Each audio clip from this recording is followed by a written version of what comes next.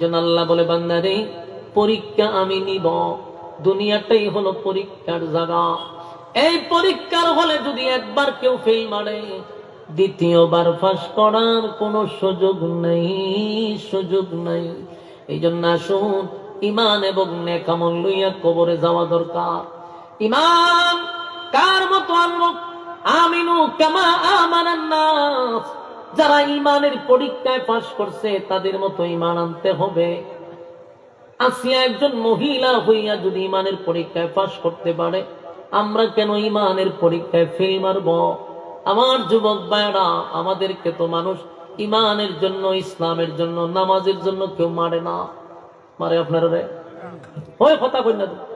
ইবাদত বندী করতে গেলে কি আপনারা শাস্তি দেন? আমাদেরকে শাস্তি দেয় না, আমাদেরকে বাধা দেয় না, জুলুম করে না। কত সুযোগ আমাদের ইবাদত বندী করার সুযোগ আছে, কেউ বাধা দিচ্ছে না। কিন্তু অতীতে যারা ঈমানের পরীক্ষা দিছে রে, এদের উপরে কিন্তু মুসিবত আসছে। আসিয়া ফেরাউনের ঘর সংসার করছে গো, ফেরাউনের ঘর সংসার করে ঈমান আনছে কত্তবাদী খোদার উপরে। ফেরাউন এত বড় জালেম ছিল, মানুষকে বলতো আমি তোমাদের রব। যারা তারে রব মানত না তাদেরকে সে প্যারাক মারত। প্যারাক বুঝুননি? খাটের সাথে শোয়া প্যারাক মেরে দেয়।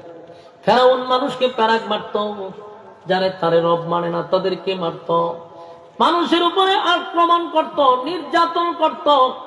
সেই ফেরাউন নিজের ঘরের দাসীরে পর্যন্ত আগুন দিয়া জ্বালাইছে, দাসীর বাচ্চা কাচ্চারা আগুন দিয়া পোড়াইছে, নির্যাতন করে হত্যা করল। এই কথা আসিয়ার কাছে ফেরাউন বুক ফুলায়া কয়, আসিয়া রে, আমার ঘরের দাসীরে আমি হত্যা করছি। আসিয়া জিগায়, কেন হত্যা করলি?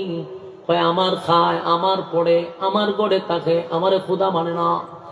খুদা না মানার কারণে একজন দাসীকে ফেরাউন হত্যা করলো, স্বাভাবিক নয়। আসিয়ার বাচ্চাগুলো, আসিয়ার ঘরের যে কাজের মহিলা, এরে মারছে, তার বাচ্চা কাচ্চাগুলারও আগুন দিয়া পুড়াইছে। কত বড় জালেম! আসিয়া বলে, ফেরাউন নেই, খোদা না মানার কারণে, তোরে রব বলার না বলার কারণে মানুষকে হত্যা করলি। তুই কোনোদিন খোদা হইতে পারস না, তুই একটা জালেম। জালেম কোনোদিন খোদা হয় না। আর আমার রব যিনি, তিনি, তার তো কোনো জন্ম নাই, তার কোনো মৃত্যু নাই। সে জন্ম দেয় না, সে জন্ম নেয় না, সে ঘুমায় না, তার খাবার নাই। জনমের মতো খাস, জনমের মতো ঘুমাস, তুই তো সন্তান